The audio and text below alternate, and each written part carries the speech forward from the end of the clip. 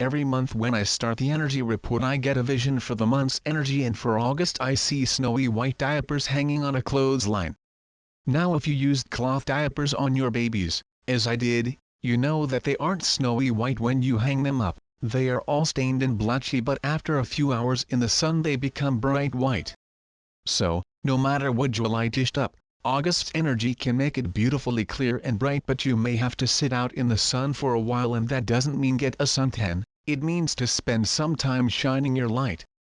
August is the sign of Leo, the lion, and lions are known for their courage. There are many opportunities for creative manifestation, love, heart opening, and new potentials if we have the courage to shine. This month's themes are courage, creativity, clarity, love in its energetic form, and integration. You can still sign up for the August Mastery class on August 2nd, where we'll dive deeply into this month's energy themes and you will learn how to make the lightest of the month's energy. This month's bonuses include how to send healing energy to anyone and get closure in any relationship, and how to connect to your divine source energy, a very helpful tool in today's high energy times. Sign up here now. The word courage is from the French word cœur, which means heart. Courage is not the absence of fear, it is the presence of heart. We don't need to get rid of our fears to have courage, we need to have the courage or heart to act in spite of our fears. If July brought up all of your fears, August inspires you to take action without feeling the need to wait until they go away. You may think courage is the presence that you have to wait for the right moment or to be confident that you are ready, but the only way to create movement is to take a step forward. The step doesn't have to be big, it just has to be a step. We tend to use the word love in the romantic sense, but love is an energy first, and an emotion second. Love is required to get our creative energy in motion, and that means being open to receiving the energy required to manifest our dreams. Manifestation is both destructive and creative, where we destroy the old to allow something new to enter. It can occur with perfect rhythm and timing, like a revolving door where the energy that's leaving is immediately replaced by what is entering. But we have to be in that love energy, and its frequency and vibration, and a big enough container to receive the higher frequencies. That's why Shine On is our new mantra, because the brighter we shine, the more love energy we can attract and work with. Our creative energy originates from our heart space, and yours may be bruised and bloodied after July's challenging aspects and everything we've been through for the past year or more, but the only way to heal those wounds is to disintegrate the pain and integrate new energy. It may not be possible to fully step away from the things that create the pain, but we can stop being driven by our pain and choose a different way of relating to the energy in our life. We must see pain as one option among many others and choose the option that best serves us. One way to do this is to set very clear intentions for our lives, which creates a container for the energy to flow into. We're dealing with very creative energy this month, and while that may manifest for you as a desire to take painting or jewelry making lessons, it has strong energetic roots. Our reality is an unfolding process of creative manifestation. Where we feel stuck is where we are no longer actively engaged with our creative energy. With all of the heavy Chiron, Saturn, and Neptune energy this month, as well as the Uranus-Eris conjunction and the ongoing echoes of the Pluto-Uranus square of 2012 to 2015, the desire to get out of our ruts may be strong. Watch for a tendency to weed things out of your life in August, and that may happen somewhat ruthlessly. Are there any unwanted weeds choking out the plants you want to have room to bloom? Are they taking up too much space or using the energy which could be empowering your dreams? This will be a month where we get to practice duality, being multi-dimensional in our human form, so we can learn to function as both human and divine. One is not better or less than the other. Ascension is an integration, not a takeover. We do not destroy 3D so 5D can take over. We integrate higher dimensions into our 3D paradigms so they take on higher aspects. We see examples of that all around us today as people are more socially aware, less willing to tolerate injustice, separation, discrimination, and any form of disenfranchisement. These are examples of our movement into duality, and that will be an ongoing theme through 2020.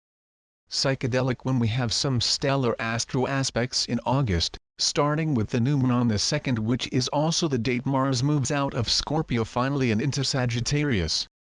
The new moon features close connections to Neptune and Saturn, highlighting its ongoing square. Is there balance between our reality and our illusions? Is there something that has outlived its usefulness in our lives but we are hanging on to it for our own reasons, and are those reasons still valid? Are those reasons the truth for us, or are they another illusion? The upcoming US presidential election is an uneasy topic. Who is going to be running and who will win? In light of all of the unsettled energy right now, it's hard to tell, and we will have to wait until we get closer to voting day to see who is left.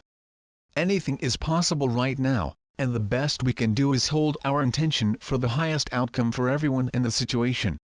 The light always wins in the end. That may be helpful to keep in mind now.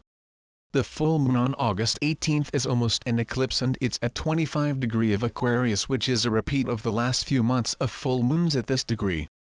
It is also the degree of many of the larger planets now, so they're all acting together now, supporting our transformation. It connects with the ongoing Uranus-Eris conjunction, and since Uranus rules Aquarius, this full moon is extra potent. We have seen the power of the Uranus-Eris conjunction in Brexit, the events around the US presidential election, protests in France, and other parts of the world where the status quo has become the status quo. We can expect more of this for the next few years as we seek to recalibrate a world that has tipped too far in the direction of the elite, the power mongers, and those who wish to rule, not lead. And at that full moon we have Mercury and Jupiter connecting in Virgo, and connecting with Chiron, the wounded healer. Chiron has been playing a big role in our ongoing healing cycles and has been prominent, since it has been in Pisces, for several years. This is assisting in our evolution as Chiron keeps poking our wounds, the places where we hurt, reminding us that as long as it hurts it isn't healed yet. Those of you born between 1964 and 1968 are having your Chiron return, a rather unpleasant sort of midlife crisis where all of your choices, decisions, and consequences come up for review. It lasts about 2 years. And on the 11th Mercury enters its shadow in preparation for its retrograde in September. It's in Virgo, a sign that Mercury rules, although Chiron should rule Virgo, so this will be a potent one, and the retro point is 29 Virgo, a powerful point. Including the before and after shadow period, Mercury retrograde lasts about 9 weeks. While some people tell you to avoid doing anything new during this period, that's a long time to wait in today's fast-paced world. New things started in a Mercury retro generally have to be redone in some way, and things get missed, details are overlooked, and delays do happen. Just add extra time for travel delays, and if the communication is important, double-check to ensure that it was received. Later this month, on the 23rd, Mars will join Saturn, and that could be a rather fiery day. When the planet of restriction Saturn meets the planet of action Mars, the fur can fly. Saturn is also coming out of its retrograde, so it will be ready for action. You can expect events on the world stage to be rather volatile as we're still in the heavy Uranus-Eris energy and the Saturn-Neptune square. If you're wondering why I am adding so many astrological references, it's because the planets are part of our energy system and they mirror what is happening with us. Venus also covers 3 signs this month: Leo, Virgo, and Libra. We get 3 different aspects of Venus energy this month too, which is rather unusual. While it's not comfortable in Virgo, it will conjunct both Jupiter and the node in Virgo, which should be very pleasant energies. And as we close out this month, we're going to experience the energetic duality on the collective level that we are also going through in our own lives. It's a mixed bag of easy and challenging, positive and negative, with some really tough energies thrown into the mix as well as some very free-flowing energies that will lighten things up. This is where we have to learn to make the most of the positive energies and use them to help us overcome the challenges. A spiritual life is not free from challenges, it is free in every aspect, including in the face of challenges.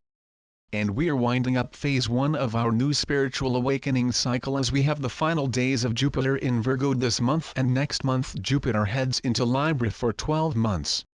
What were you doing in September 1991 to October 1993 and September 2004 to October 2005? That may be Co-Sunflower 15079561920 Ming up for review now.